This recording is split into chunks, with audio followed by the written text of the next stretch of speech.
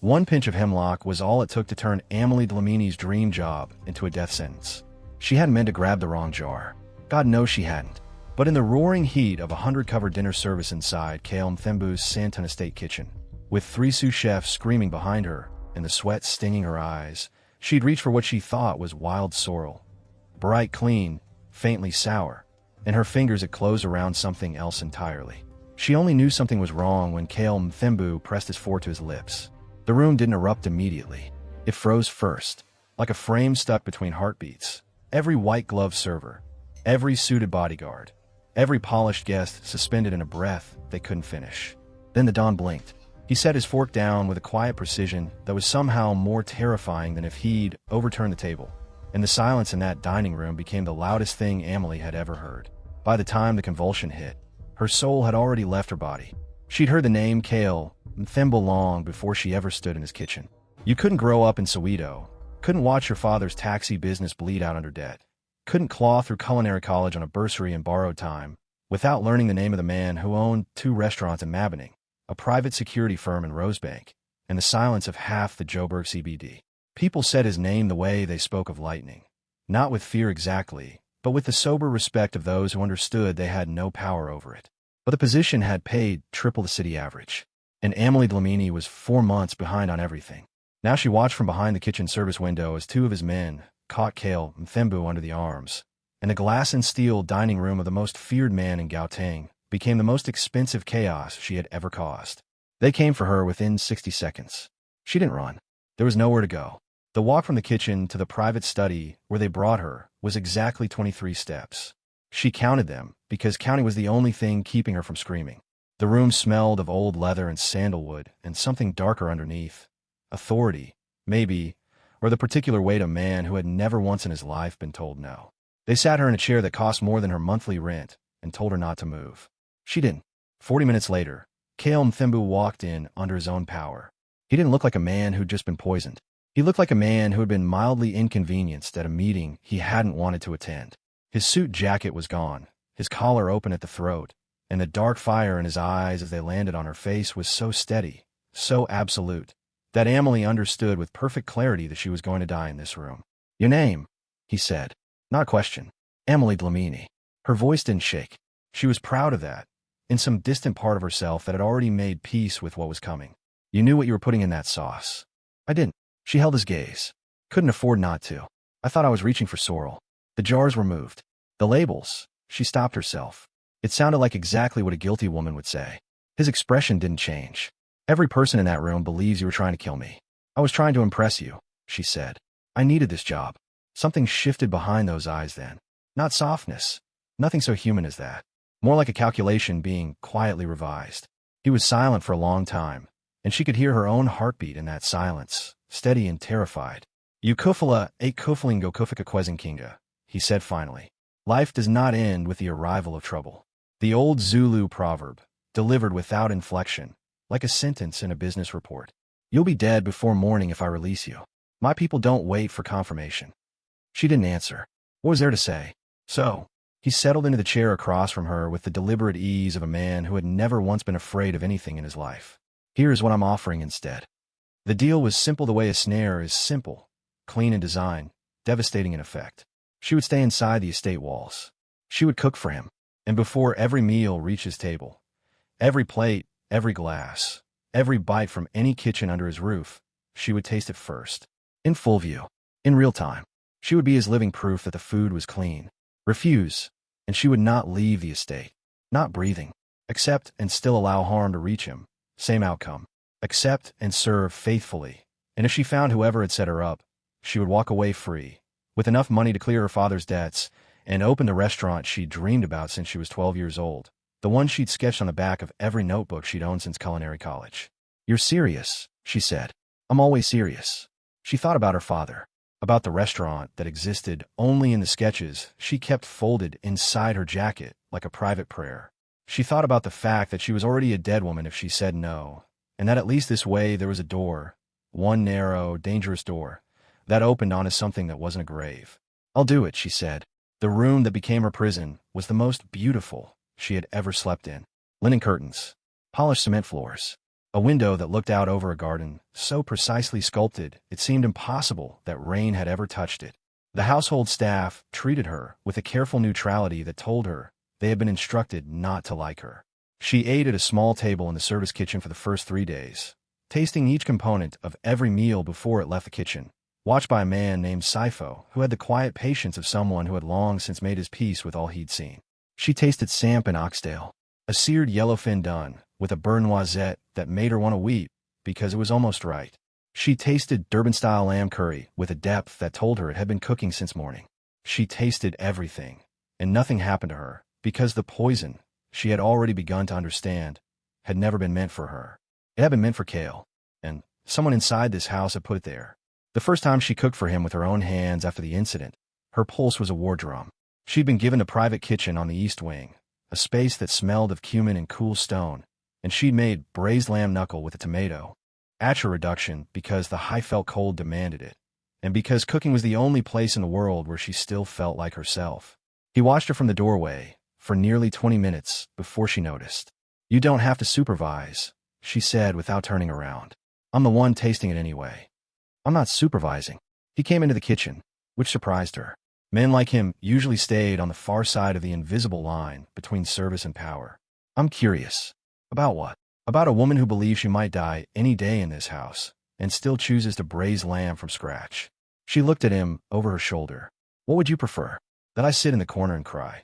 The silence that followed was almost something she could reach out and touch. Then, very quietly, he said, "No." He left before the food was plated. But he ate every bite. They fell into something neither of them named. It wasn't friendship. She was still afraid of him in the way that something small is afraid of something enormous that is chosen, for reasons of its own, not to strike. But the late-night kitchen sessions became a ritual she began to rely on, the way you rely on things that frighten you, but also keep you warm. He would appear when the house was quiet, when the security rotation had changed and the corridors emptied, and he would sit at the kitchen island with a glass of Stellenbosch Shiraz while she cooked the things her mother had taught her in their Dubai kitchen. Not the chef food, not the technical architecture of fine dining, but the honest, heavy food of a woman who had loved people and lost them too soon. He told her nothing about himself in those early weeks, but he listened to everything she said with the particular attention of a man who had spent years learning that information was worth more than money. "Why cooking?" he asked one night, while she was reducing a pan sauce with a rough pinoage. "Why crime?" she returned. He almost smiled. The near smile hit her somewhere low in the chest, dangerous and unwanted. She was starting to see the fractures in the man. The way he pressed 2 fingers to his temple when he was exhausted and thought no one was looking. The way he kept a photograph, a woman with his same jaw and high cheekbones, his mother perhaps, folded into the inner pocket of every jacket he owned. The way he always left 1 spoonful in his bowl at the end of every meal, and she had gradually understood that it was not carelessness but ritual. You leave 1 bite to prove you eat by choice, not desperation. She recognized that ritual. She had learned it from hunger. "You're not what I expected," she told him one night. "A mistake," saying it aloud. His eyes sharpened. Don't what? "Don't make me human, Amahle." His voice was low and final as a door closing. "It won't protect you, and it won't end well for either of us." She turned back to her stove, but her hands were not entirely steady. She found the switch jars on a Wednesday. She hadn't gone looking, or she'd told herself she hadn't. But she'd been reorganizing the spice pantry because the professional discipline of a dozen kitchen years demanded order. And when she pulled the hemlock jar from its place and looked closely at the label, she saw it. The paper was slightly different, brighter, newer than the surrounding jars, which had been in use for months and carried the soft browning of time and steam. Someone had replaced the original label. Someone with access to this pantry. Someone who knew the dinner service schedule. Someone who had known that Amahle Dlamini would be new enough to this kitchen to make an honest mistake with a mislabeled jar and would take the blame entirely. She stood in the pantry for a long time, holding the evidence, understanding that it changed everything she thought she knew. The list of people with pantry access was 8 names long. 4 of them were kitchen staff. The other 4 wore suits and earpieces and answered only to Kael. She went to him with the jar. He was in the study, on a call, and when she walked in without knocking, the look on Sifo's face told her she had just done something that few people survived doing. But Kael raised 1 finger at her. "Wait." Finished the call, set the phone down, and looked at her with the stillness of a man who had been expecting exactly this moment. "The label," she said. "Someone switched it. I wasn't careless. I was set up." He looked at the jar for 3 seconds. then at her face for considerably longer. "I know," he said. The room tilted. "You what?" "I've known since the second night you were here." He leaned back. "The original jar is in the evidence room downstairs. My people confirmed the label switch within 48 hours of the incident." She stared at him. "Then why?" Her voice cracked, and she hated it. "Why am I still here? Why the tasting, the watching, the—" "Because whoever did this is still inside this house," he said. "And you are the only person under this roof who has no allegiance to anyone but yourself." He paused. "And because you were in danger the moment you became a witness. If I'd released you, you would have been dead before the week ended." The silence between them was so heavy, she could have worn it. "You were protecting me," she said. "I was managing a useful variable," he corrected. But there was something underneath the words, some minor note in a flat voice, that made her chest ache. "Who is it?" she asked. "Who switched the jars?" "Lungelo," he said. The name fell between them like a stone into still water. Lungelo Khumalo, his second, his oldest ally. The man who had stood at his right hand through 11 years of building the kind of empire that no one discussed in polite company. The man Kael trusted the way other men trusted gravity. "We confirmed it last night. But if I move before he does, his network walks free and the evidence disappears. If he moves," Kael stopped. "Tonight is the Indaba, the Ferrer Dlamini Alliance dinner. 60 guests. He will try again."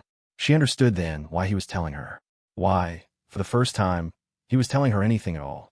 "You need me in the kitchen," she said. "I need someone I trust in the kitchen." The word sat between them like something breakable. Neither of them moved to touch it. The banquet was everything old Joburg money could summon. Crystal and candlelight.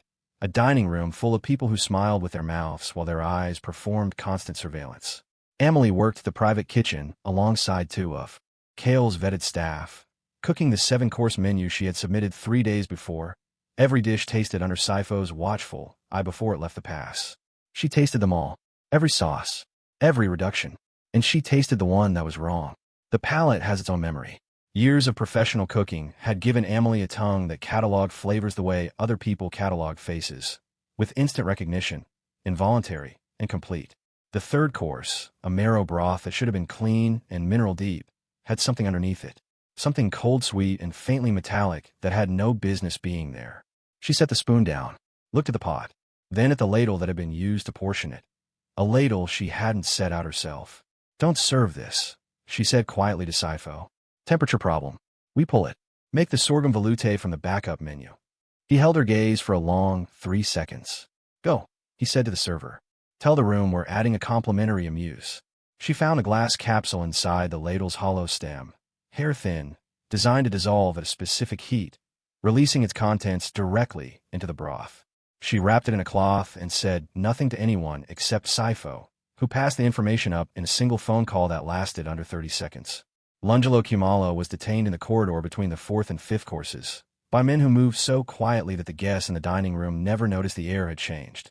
There was no scene, no raised voices, just the clean, absolute efficiency of a man who had spent 2 decades ensuring that the violence in his world happened exactly where and when and how he intended. The dinner concluded without incident. All 7 courses. Amahle was alone in the kitchen when Kael appeared in the doorway, still dressed for the evening, his tie loosened by a single centimeter. "You could have walked out," he said. When the course was pulled, there was enough confusion. "I thought about it," she admitted. "Why didn't you?" She set down her cloth, turned to face him across the kitchen island, the space between them lit amber by the pendant lights overhead. "Because I'm a chef," she said. "And someone used my food, my hands, to try to kill a person. That doesn't stop mattering just because I'm afraid." He came around the island slowly. He stopped when he was close enough that she could see everything he usually kept locked behind the controlled surface of his face. The exhaustion, the 11 years of wait, the thing that had been slowly coming loose in these late-night kitchens for weeks now. "The debt is settled," he said. "Your father's accounts will be cleared before sunrise. The property on Jan Smuts Avenue, the one with the kitchen layout you've revised 14 times, is registered in your name as of this morning." She stared at him. "You looked at my sketches. Standard procedure. The first night." A pause. "The ventilation flow on the south wall is inefficient." "I know," she said. "I've been arguing with myself about it for 2 years." He almost smiled again. This time it reached something. This time it stayed. He reached forward and tucked a loose braid back from her face, a gesture so quiet and out of character that it stopped the breath in her throat entirely. "When you open," he said, "I expect to be a difficult guest." "When I open," she said, You'll sit down, and you'll taste everything I put in front of you. No politics. No poison. Just food. His eyes held hers, dark and steady, and, for the very first time in all the weeks she had spent trying to read him, completely open. Inkosi Ngabantu, he said softly. A chief is a chief because of his people. The old proverb, but spoken differently now, as though he were recasting it, finding a new meaning inside it that hadn't been there before. That, said Kael Mthembu, is the only offer I believe in a very long time. She cooked for him one last time before she left the estate. Nothing elaborate, nothing designed to impress.